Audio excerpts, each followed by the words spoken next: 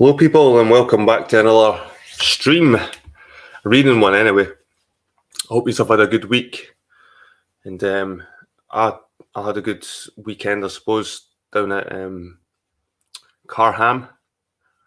It was nice down there. We walked along the River Tweed. We looked at the old church down there.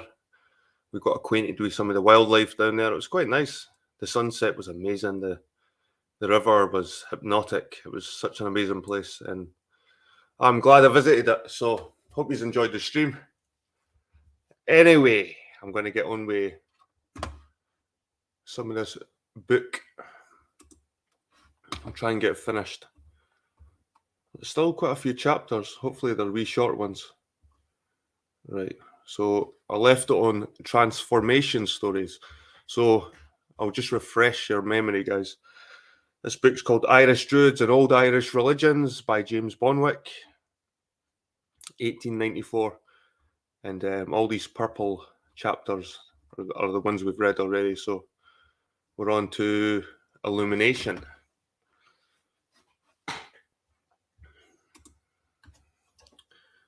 Okay, Illumination. Illumination by the palms of the hands on the cheek of one thrown into a magical sleep was another mode of procuring answers to questions. This is a thing that keeps reoccurring. Is the hands on the cheeks for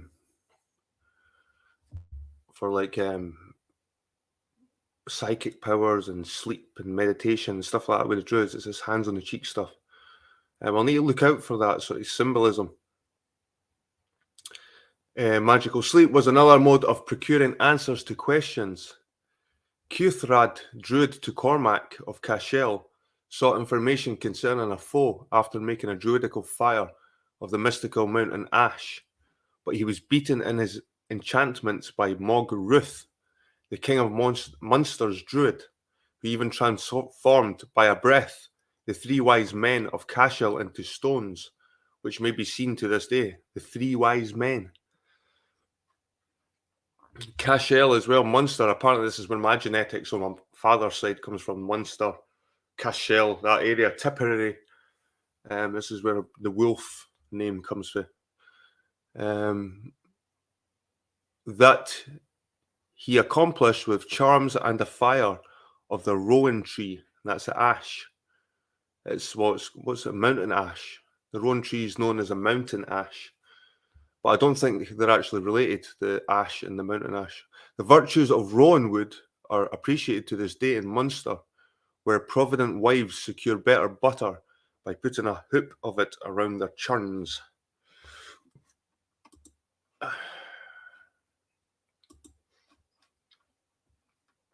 Next one's Dreams and Omens.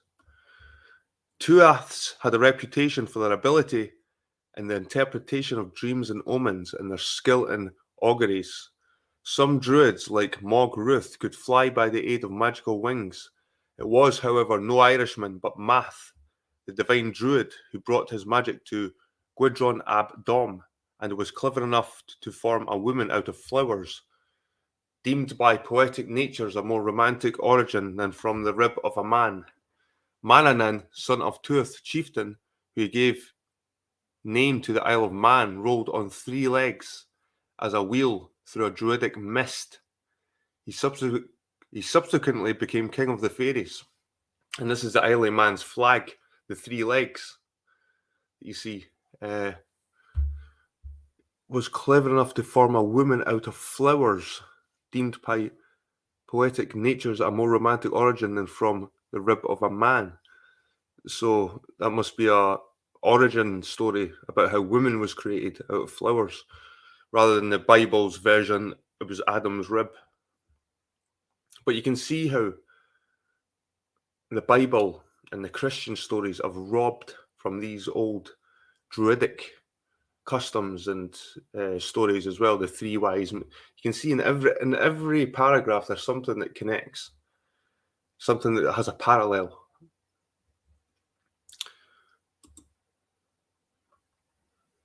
So the Tuatha tribes. Professor Rees speaks of the Tuatha as tribes of the goddess Danu, though the term, he says, is somewhat vague, as are also others of the same import, such as Tuath Dia, the tribes of the goddess, and Fur Dia, the men of the goddess.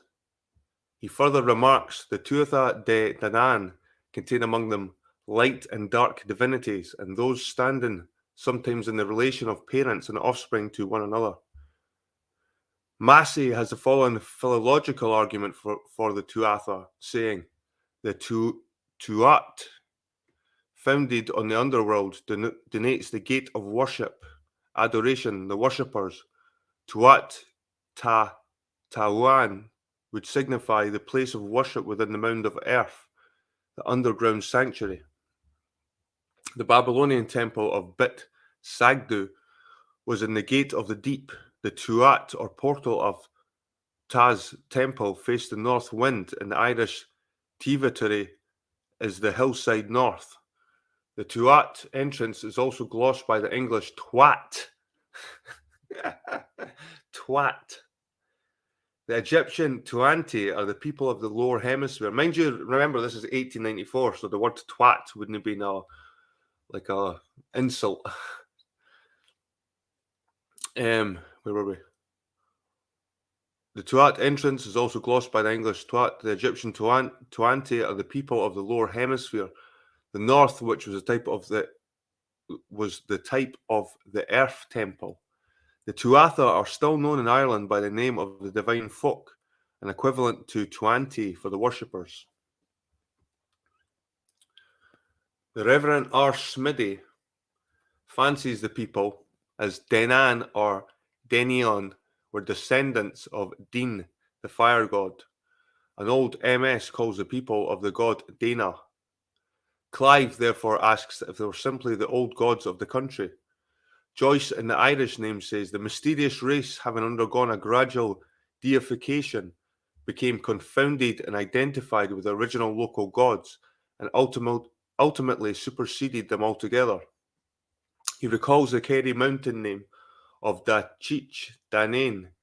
He considers the Tuatha a people of superior intelligence and artistic skill, and that they were conquered and driven into remote districts by the less intelligent but more warlike Milesian tribes who succeeded them. Lady Ferguson, in her Story of the Irish before the Conquest, has the idea of the Danans being kinsmen to the Firbolgs, and that they came from the region of the Don and Vistula, under Noad of the Silver Hand, defeating Iked, king of the Firbolgs, at Moyntura and ruling Ireland 200 years. They certainly workers in metal and have therefore been confounded by monkish writers with smiths. St. Patrick's prayer against smiths and the traditional connection between smiths and magic can thus be understood. They, according to the Book of Invasions, by the force of potent spells and wicked magic and conjurations horrible to hear, could set the ministry of hell at work and raise a slaughter army from earth and make them live and breathe and fight again. Few could their arts withstand or charms unbind. So blacksmiths and smithery was sort of entwined with magic as well. They were notorious in Sligo, a county so full of so-called druidical remains. In Carrowmore, with its 64 stone circles, there must once have been a large population. Why, asks Wood Martin, is that narrow strip of country so thickly strewn with monuments of the dead? But he learned that the Fomorian pirates, possibly from the Baltic, swarmed on that wild coast. He especially notes the tales of Indec, a mighty Fomorian druid, grandfather of the dreaded Balor of the Evil Eye. The mythic grey cow belonged to Lon Mac Leomtha, the first smith among the Tuaths, who succeeded in making an iron sword. At the Battle of Moyntura, Uithne, or Uith, was the druid harper of the Tuatha. Of Torna, last of the pagan bards, it was declared he was sprung of the Tuatha de Danans, far renowned for dire enchanting arts and magic power.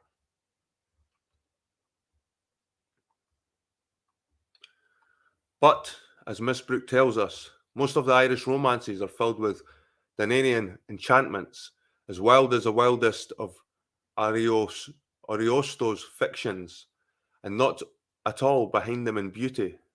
It was Dr. Barnard, Bishop of Killaloe, who traced the race to visitors from South Britain, saying, "The Belgae and Damanoi, whose posterity in Ireland were called Firbolgs and Tuatha Danann."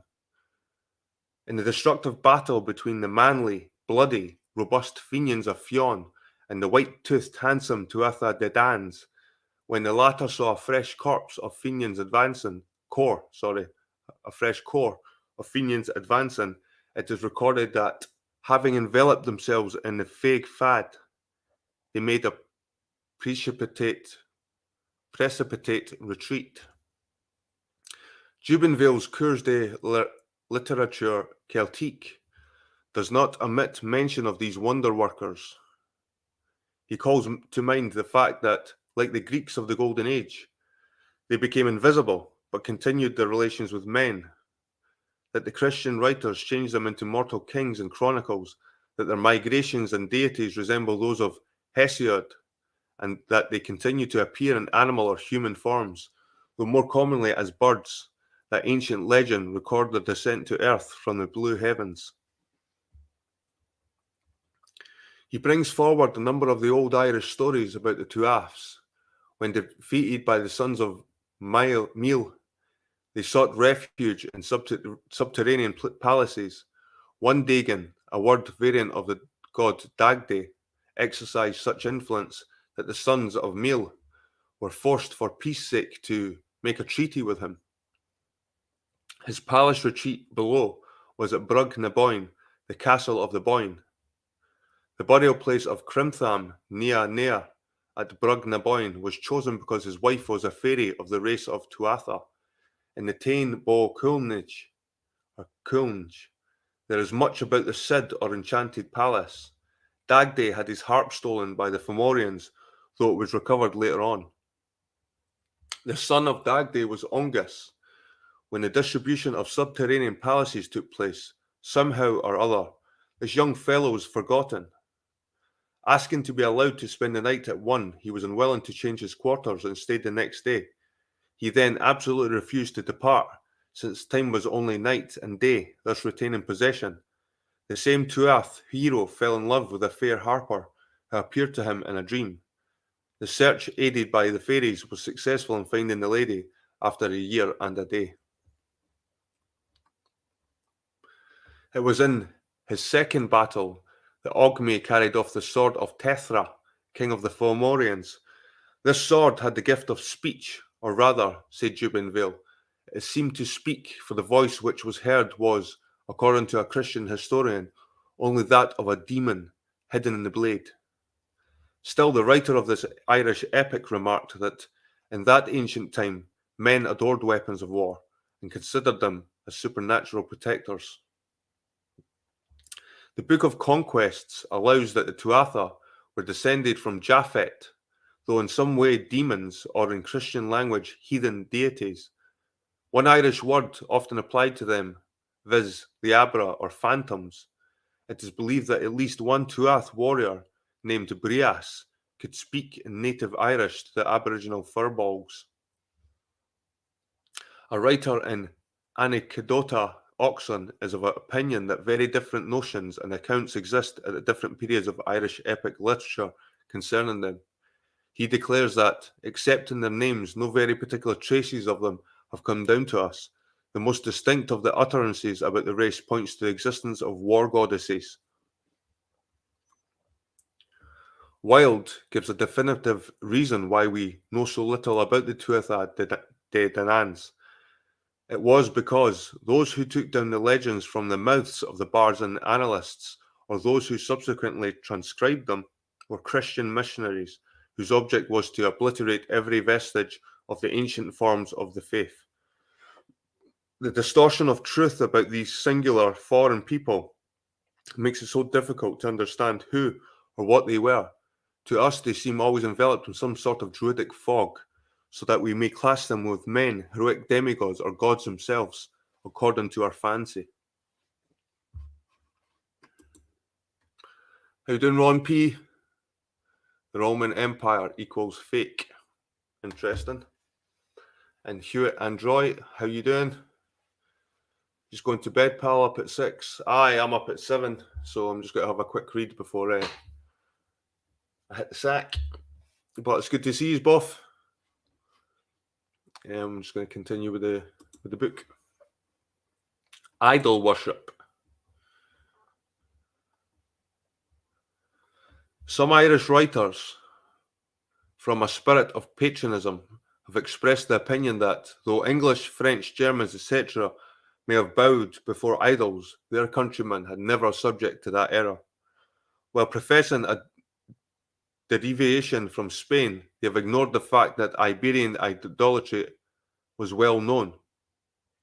They equally ignore the testimony of St. Patrick and other missionaries in Erin, the writers of Irish saints, and the evidence of objects which are substantial witnesses.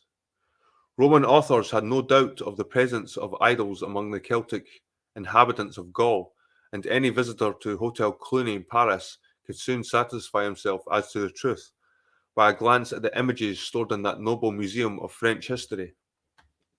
Valency says, the Irish Druids were not idolaters, had no graven images. Kearney admits that the pure monotheism of the Druids had dwindled down to a vulgar polytheism previous to the date of the Fenian era.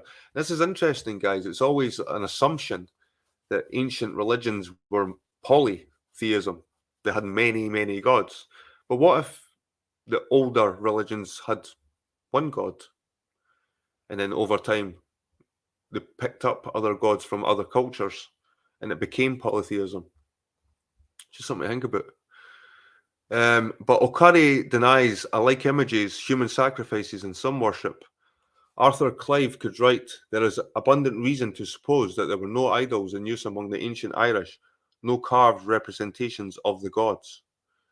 In the museum catalogue of the Irish Academy, it is written, the ecclesiastical chroniclers of the period, in their zeal of the establishment of Christianity, would appear to have altogether ignored the subject of pagan worship.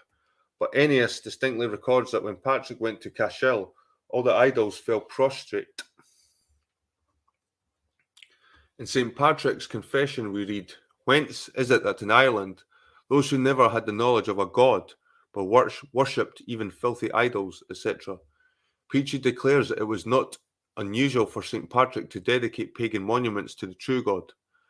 In the Fiach hymn it is said, there was darkness over Erin, they adored things of fairy.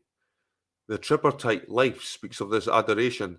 The confession says the adorers shall unhappily fall into eternal punishment. Dr. E.B. Tyler says, the idol answers to the savage in one province of thought, the same purpose that its analogue, the doll, does to the child. It enables him to give a definitive existence and a personality to the vague ideas of higher beings. Elsewhere, he declares that idols belong to a period of transition and growth. It was not possible that, while Celts and Iberians in Great Britain and Gaul should have idols, the same races in Erin should be without them. Gaul had Hesus, Belinus, and other deities and images. There's Hesus, guys, who's big connections to Jesus, because sacrifice was used on trees. Like you sacrifice people on trees. Hesus, Baal, Belinus, and other deities and images. Men, the Bayeux god, had horns. Caesar called the chief Gaulish divinity by the name of Mars, whose shrine was on the Isle of Paris. Another, described as Mercury, stood on the summit of Puy de Dôme. Cernunnos was represented holding a bag of acorns. Belinus was declared by Montfaucon to be the same as a British island idol. Lucan exclaimed, Hesus, with cruel altars, horrid god. At Arles was found an idol with a serpent twined about its legs.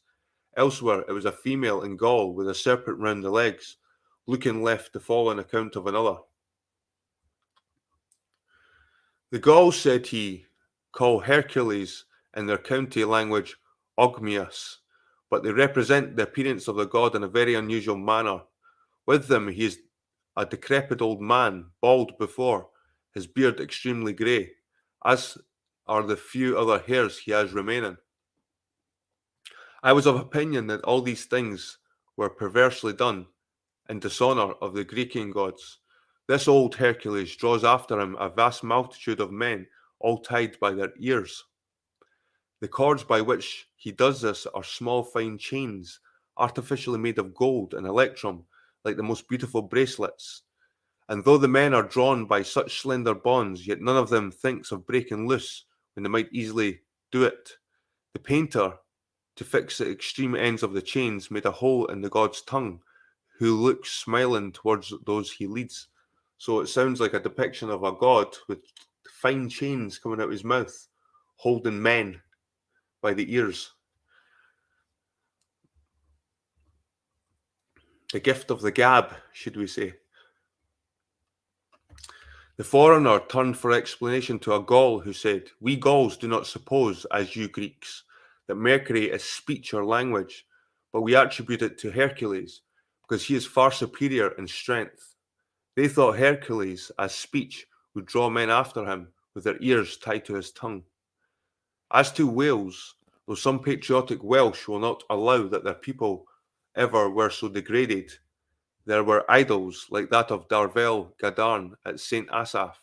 From a report on the Welsh in 1538, we learn that they come daily a pilgrimage unto him, some with kine, others with oxen or horses, and the rest with money.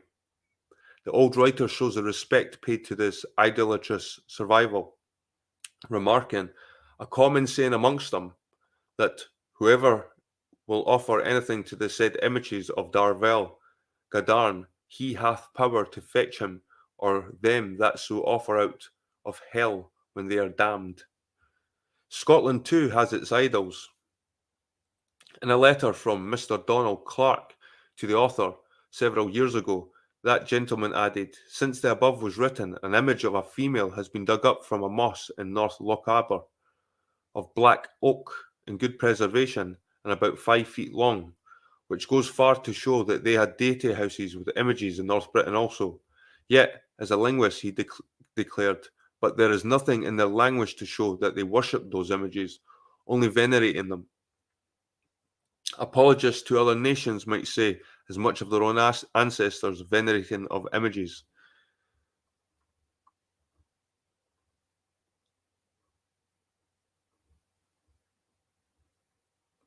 King Laegaire, contemporary with St. Patrick, was a worshipper of Crom Cruach, described as a pillar of stone.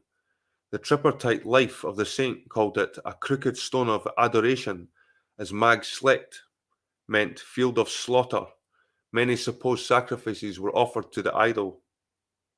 Crom. The patron saint made war against Crom. An old writer in 1695 said, "No sooner did he elevate his pure hands in prayer for a subversion of the idol, he had a threatening manner lifted upon the rod of Jesus against it, but it fell down upon the left side, and all the gold and silver dissolved into dust. The little gods were swallowed up by the earth, even to their necks. In the four masters in this version, Crom Cruach stood near a river called Gathard, and St. Patrick erected a church near at Dom Knacmore.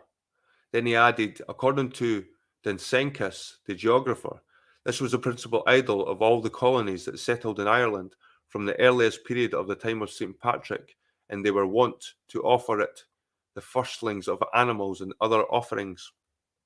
An inscription in Oam tells that in it Cruach was, and 12 idols of stone around him, and himself of gold. So it sounds like the sun in the zodiac. Another testimony is that it had much gold and silver with 12 brass idols around it, as if in reference to the zodiac. We are informed that when struck by St. Patrick with the staff of Jesus, the image fell to the west with the impression of the rod on its side, the 12 stone gods sinking into the ground. When the saint called aloud for the devil to come forth from the image, an ugly black fellow appeared, upon whom the saint threw himself in anger. In the struggle, he lost a button from his coat, though found soon after on the heath. Nothing could grow on the spot ever after.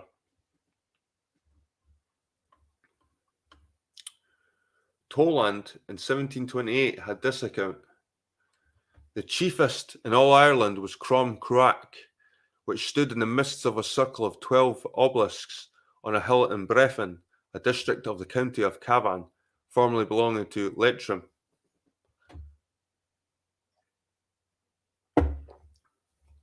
It was all over covered with gold and silver, the lesser figures on the 12 stones about it being only of brass, which metals both of the stones and the statues they bore became everywhere the prey of the Christian priests upon the conversion of that kingdom. The legendary writers of Patrick's life tell many things, not less ridiculous than incredible, about the destruction of this temple of Moysleet, Mag Slucht, or the field of adoration in Breffin, where the stumps of the circular obelisks are yet to be seen. The Bishop's See of Clogher has its name from one of these stones, all covered with gold. Clogher signifying the golden stone, on which stood Kermand Kelstack, the chief idol of Ulster. The stone is still in being. He continued, Kermad Kelstack was not only the Mercury of rude stone, since the Mercury of the Greeks was not portrayed anciently in the shape of a youth, with wings to his heels and a caduceus in his hand, but without hands or feet, being a square stone, says Furnatus, and I say without any sculpture. So Mercury was a square stone. Valency maintained the same, observing, the ancient records of Ireland assert that the Irish pagans worshipped no images, the rough, unhewn stone capped with gold and silver, representing the sun and moon, and round these were 12 others, showing the number of the signs of the zodiac. Herodian has a similar view of the sun temple of Emasa near Tyre. There is no image, as among the Greeks and Romans, to represent the god, but an exceeding large stone, round at the bottom and terminating in a point of a conical form and black colour. An old MS says, Mag Slucht was so called from an idol of the Irish, named Crom Cruach, a stone capped with gold, about which stood 12 other rough stones. It is curious that the last Sunday in summer was known as Domnac Crumde, Crumnib, Crumnib, or Sunday of Black Crom. It was afterwards changed to St. Patrick's Sunday. O'Byrne Crow thinks it's absurd to suppose that the golden idol of Mag Slucht was only a stone pillar, but was the most ancient Irish idols.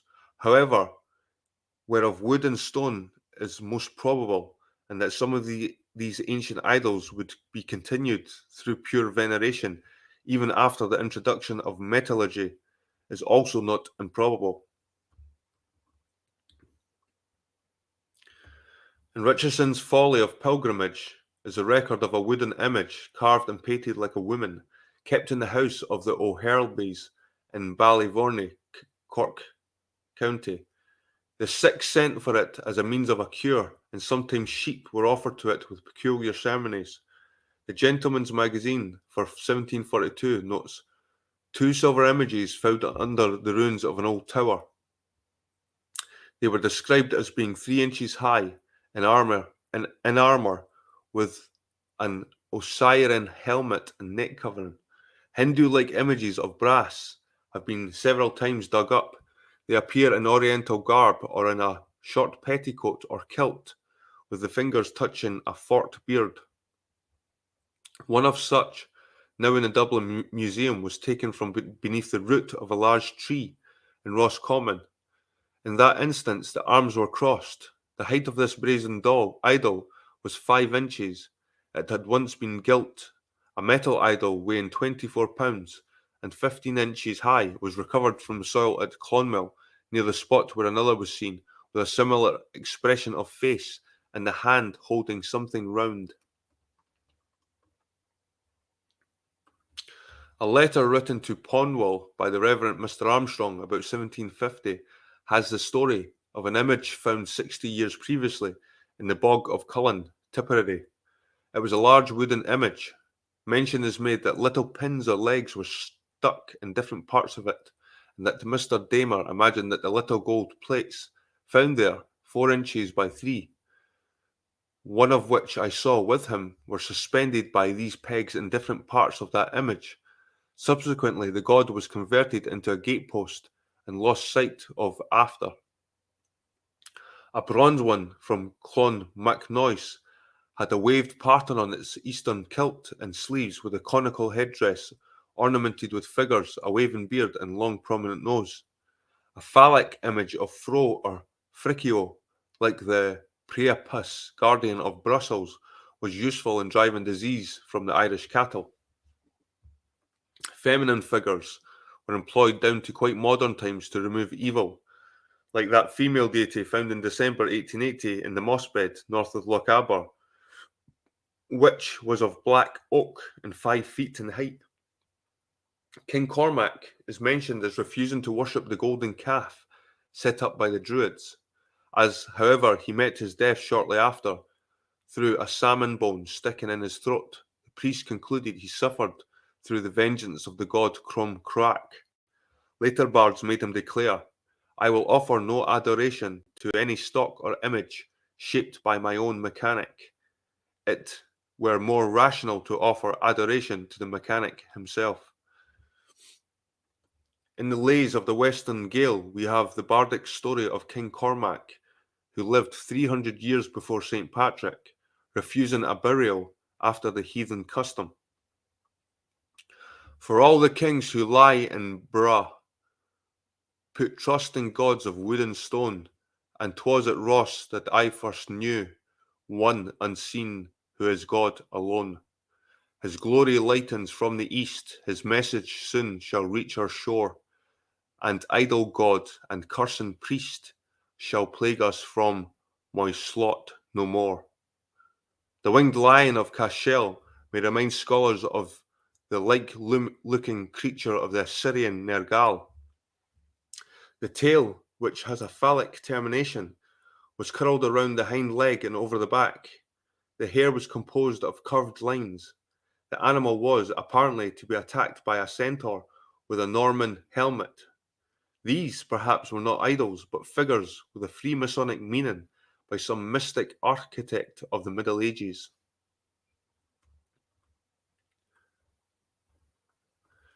Very different were the petticoated images as the brass one of Roscommon, resembling those still to be observed in India and recognised among the figures on pre-Christian crosses in Ireland.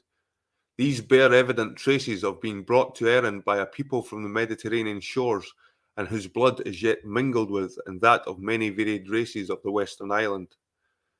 The old Tuath vaulted stone temple at Knockmoy in Galway, which was afterwards turned into an abbey, had a remarkable figure like Apollo, bound to a tree, pierced by arrows, yet slaying the python by a shaft. This was congenial to a land with such strong serpent reminiscences. A curious bronze instrument, extricated from the bog of Ballymoney, Antrim, was found to be of 3 parts and may have held liquor. The figures about it were suggestive of ancient idolatry. 4 birds were attached to it by pins passing through the tube with rings outside. These may have been the 2 swans of Apollo and the 2 bulbul of Aran, as Aristotle speaks of the brass appendage of Dodona, through which the oracles were announced. Some regard this remarkable Irish ornament as pertaining to that ancient heathen superstition. By far the most remarkable idol known to the author was that shown him at Cashel many years ago, but which may have been since discreetly hidden away. The guardian of the ruins, who was somewhat excited by the national drink, perceiving an extra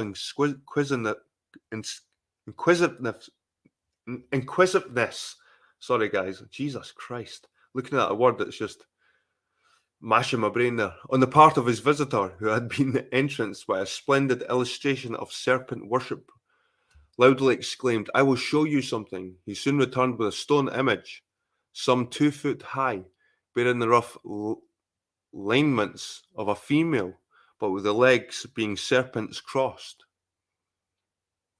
So it was a female shape, but her legs were like serpents crossed together. That's interesting. Epiphanius vehemently attacked a Gnostic idol of this day, saying, "Yeah, even his legs are an imitation of the serpent, through which the evil one spake and deceived Eve." Governor Pownall last century traced Irish idols to Carthaginian intercourse, rather, said he, than to the Celtic druidical theology of the more ancient Irish. For though their symbolic idols are said to be covered with gold and silver, yet they were but unhewn stones, and not images containing any organised form. His account of the find in the Tipperary bog of Cullen was addressed to the Society of Antiquaries in 1774. The fragment, said he, which is said to be part of an image found at the same time, is of a black wood entirely covered and plated with thin gold, and seems to have been part of the breasts, the tet or nipple of which is radiated in hammered or chased work, and lines radiating from a centre, as is usual in the images of the sun, and round the periphery or setting on of the breast. They are like radiations in a specific number with other linear ornaments. There is another fragment of the same kind of wood, which seems to be a fragment of an ammonian horn. There are in it the golden studs or rivets by which it may be supposed to have been plated with gold. The first account I had of this image was that it was of a human form with a lion's face, then that it was indeed biform, but of what sort not specified. I have since been informed that the image, whatever it was of a size sufficient to make a gatepost. The lion's face he regarded as a symbolic image of Mithras, as used by the Gadatini of Spain, for which I will refer to the Saturnalia of Macrobius, when he quotes a historical passage to show that the Hercules of Cadiz and of the sun were one and the same numen, represented by biform figures with heads of lions radiating like the sun. As Pownall found the stone recovered from the same bog to be of Carthaginian work, he was disposed, as he says, to refer the image to this line of later theology rather than to the Celtic Druid theology of the more ancient Irish. He means that of the Carthaginian colony of Spain, which he thought held commerce with Ireland. The idol might be of the foreign visitors. I feel persuaded, he added, to refer the idol and the various vessels and instruments of religious ceremonies found in the same part to the ritual of this latter idolatry used in these particular settlements, but never in general use amongst the people of Ireland at large. An image was found on Innis Mura, Sligo, being called after St. Molas, known as the Bal Farga, a phallic emblem. It has a singular likeness to the phallic Mahudi of the Isle of Elephanta. It is an erect stone in a sort of basin, masculine and feminine emblems, and being, like the Mahudi, enclosed by a wall. The like symbol is still an object of worship in India. 2 rude stones were discovered in Neil Park, Mayo, County Mayo. One had the appearance of a goat and the other of a lion. There was an inscription of De Nefel. Jean Reynaud held that the Gauls had no image of any sort. Henri Martin affirmed that no idols recovered upon our soil belonged to the Age of Independence, that is, before the Roman conquest. Herodotus bears testimony to one ancient people free from idols. The Persians he observed to have none, because, said he, they do not believe that the gods partake of our human nature. Before the day, teraphim idols were known in the family tent of Jacob. Men were accustomed to symbolize by images the attributes of the deity, and it is no great reflection upon the Irish character that Erin should once have bowed to idols. Before the day when teraphim idols were known in the family tent of Jacob, men were accustomed to symbolize by images the attributes of the deity.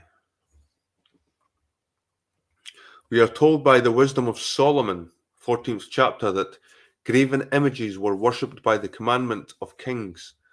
Froude reminds us that now, in place of the old material idolatry, we erect a new idolatry of words and phrases.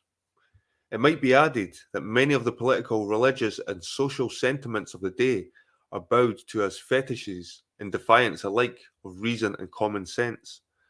There are more forms of idolatry than the old Irish worship of black crom, and kneeling to that image, the man had doubtless in his mind and heart that the real God whom it but symbolised. Right, a quick look at StreamYard. How you doing, Epic? Nice to see you, mate. Burn the TV. Good to see you. I think you're away at your bed, but if you're still listening, thanks for popping by, man. Based on? Elaborate. How does that prove Jesus was black? Israelites were white. Cool. There's a wee debate going on about the Israelites and what race or ethnicity they were. That's cool. I encourage debate. Anyway.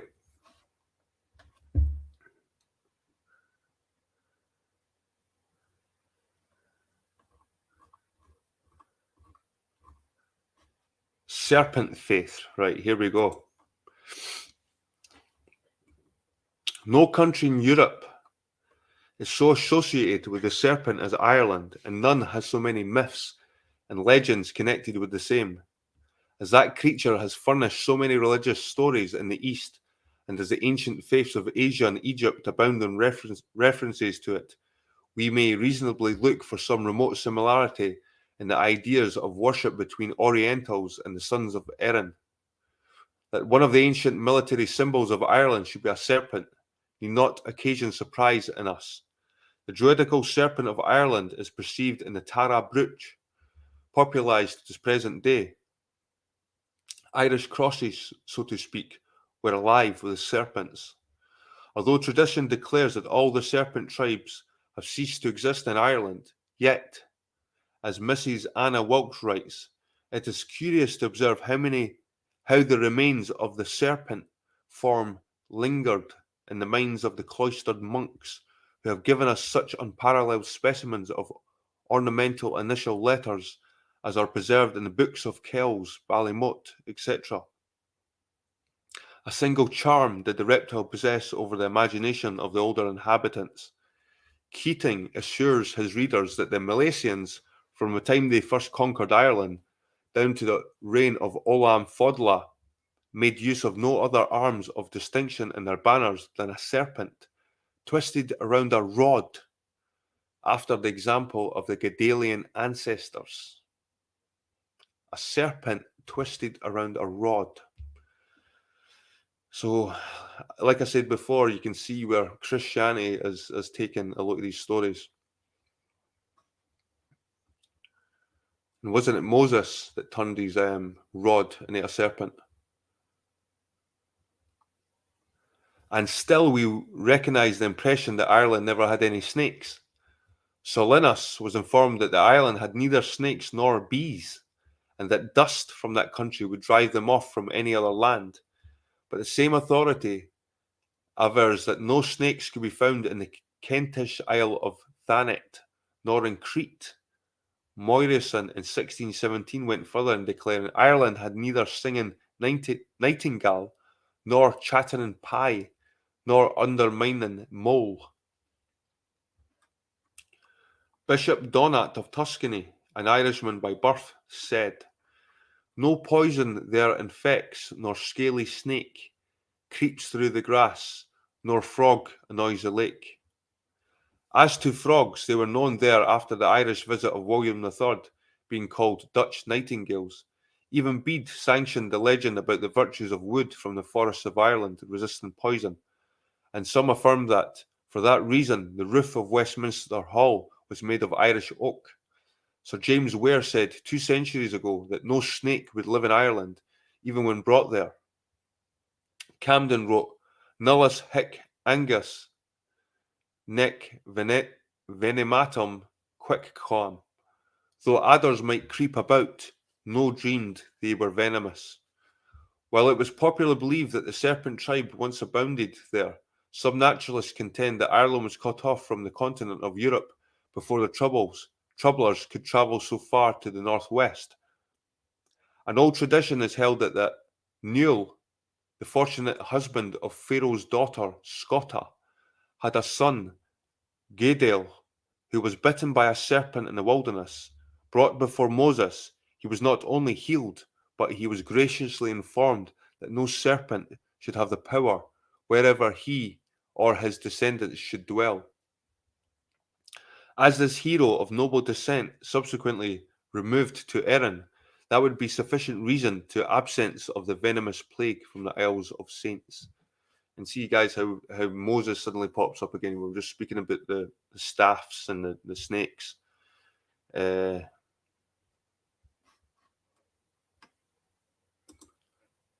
Serpent faith too. But granting that the reptiles once roamed at large there, how came they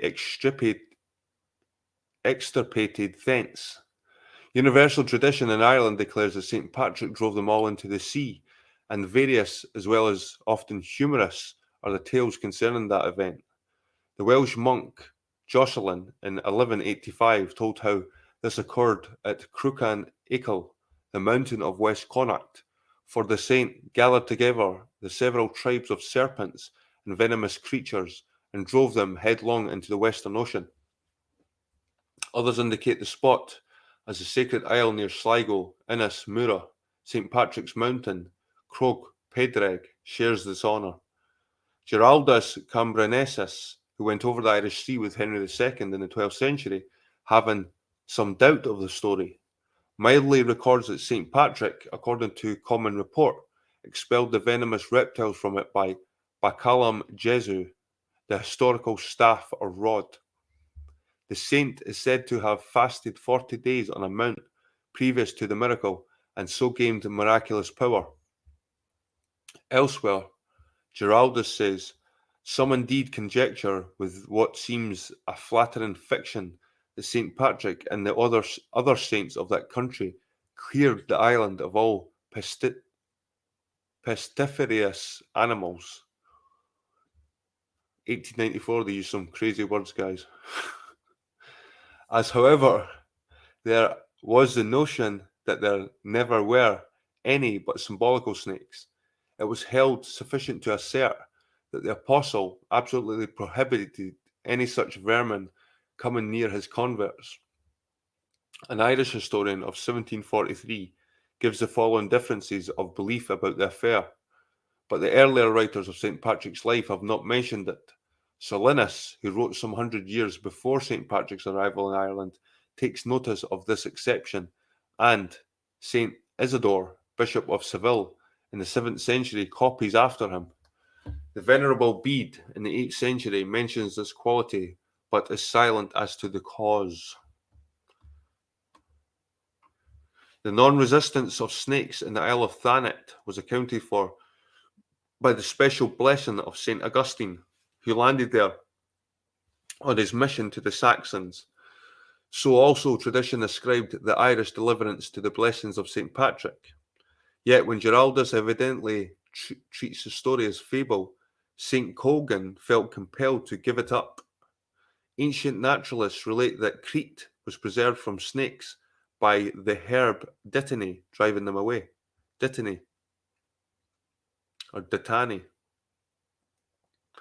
In a work by Denis Paris, 1843, Le Monde Enchant, Cosmographie et Histoire Naturelle, Fantastique du Moyen Age, the following remarks occur.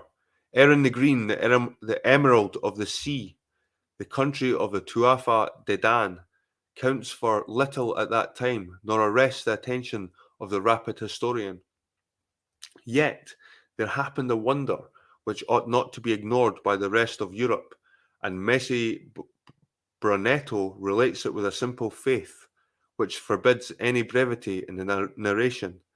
Now you must know that the land of magical traditions, this Ireland, is a region fatal to serpents, should some evil spirit carry them thither, and all reptiles of the world would perish on its shores. Even the stones of Ireland become a happy talisman which one can employ against these animal nuisances, and the soil upon which they are thrown will not be able to nourish the serpents.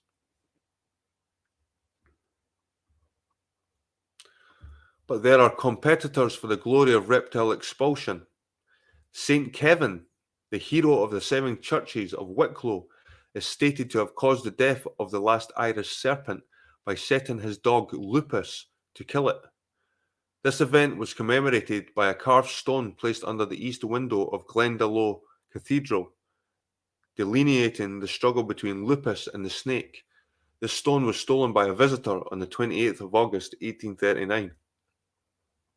Again, the gallant conqueror of, or conquered by, the Irish Danes, King Brian Borome, we are assured by an ancient MS, had a famous son, Murchad, who destroyed all serpents to be found in Ireland. This is mentioned in the Erse story of the Battle of Clontarf.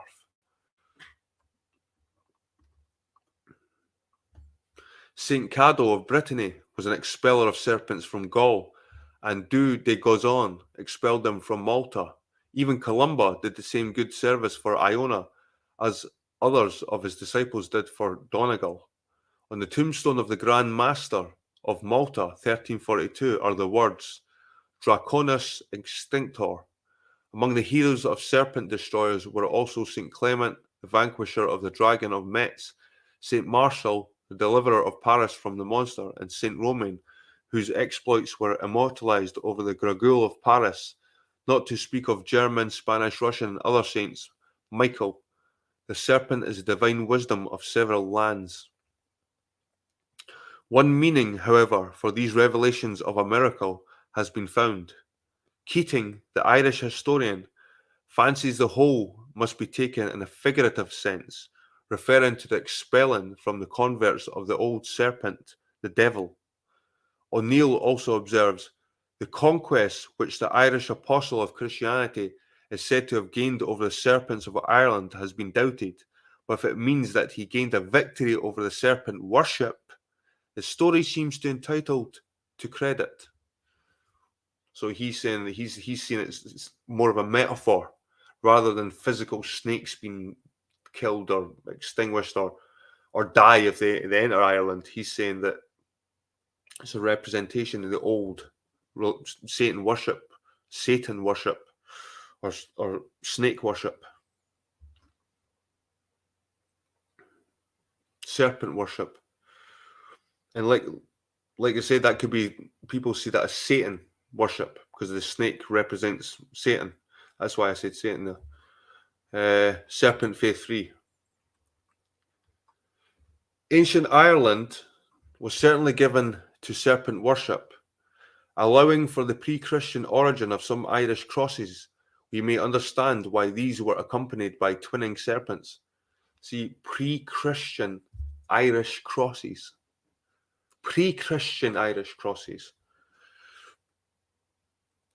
It is not a singular circumstance, asks Keane, that in Ireland, where no living serpent exists, such numerous legends of serpents should abound, and that figures of serpents should be so profusely used to ornament Irish sculptures. There is scarcely a cross or a handsome piece of ancient Irish ornamental work which has not got its serpent or dragon. The singular cross of Kilkenny County exhibits thereon 2 Irish serpents. The font of Cashel illustrates the same mystery. The writer saw several stones at Cashel Cathedral with sculpted snakes, one large specimen ornamenting a sarcophagus. The crozier or pastoral staff of Cashel, which was found last century, bears a serpent springing out of a sheath or vagina. The end of the sheath is adorned with wreathen serpents. In the handle, a man stands on a serpent's head with a staff, at which the reptile bites. This staff was like that of a Roman augur or of an Etruscan and Babylonian priest. Brashe's sculptured crosses of Ireland refers to one cross at Clonmel, having 4 serpents at the centre, coiled round a spherical boss. Several instances were known in which the serpents have been more or less chipped away from off such crosses. I think it should be chipped away off. It feels like that was wrong. Chipped away from off such crosses. In other words, there's crosses out there that had the snake on it and it's been chipped off.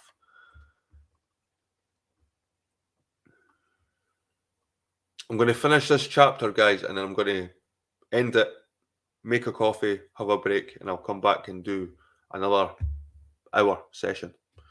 Right? So, a serpent occupies a large space on the beautiful Irish sculpted stone Clen Macnos or Clon Macnois. Not long ago, a stone serpent was discovered with 12 divisions, marked as for the 12 astronomical signs, reminding one of the Babylonian serpent encircling the zodiac. Several ancient Irish fonts have upon them sculptured serpents. Glass snakes of various colours have also been frequently turned up. When the author was at Cashel some years since, he saw, among a lot of fragments of the ancient church, a remarkable stone bearing a nearly defaced sculpture of a female, head and bust, but whose legs were snakes. This object of former worship was not very unlike the image of the Gauls that was to be seen in Paris, though that goddess had 2 serpents twisted round her legs, with their heads reposing on her breasts. The Caribs of Guadeloupe were noticed by the Spaniards worshipping a wooden statue, the legs of which were enwreathed by serpents. Auriga is sometimes represented with legs like serpents. The abraxas of the Christian Gnostics of the early centuries had serpents for legs. Right, guys, the next chapter is Serpent Faith 4. It's past, so that's an hour, I think. Let's see. 57 minutes.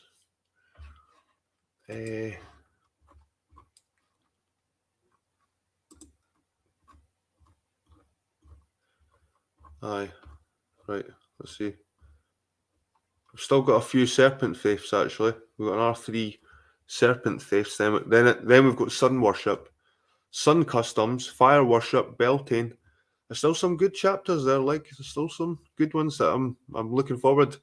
But I wish some of them are a wee bit longer. But like I said, there's lots of little starter points. These stones, and you can maybe find out the names of these stones and research and find some images, study the images. Which I'm going to do after I read this whole book. I'm going to pick some things that stood out to me. And one of the things I thought was interesting in the previous chapters was Druids having their own churches.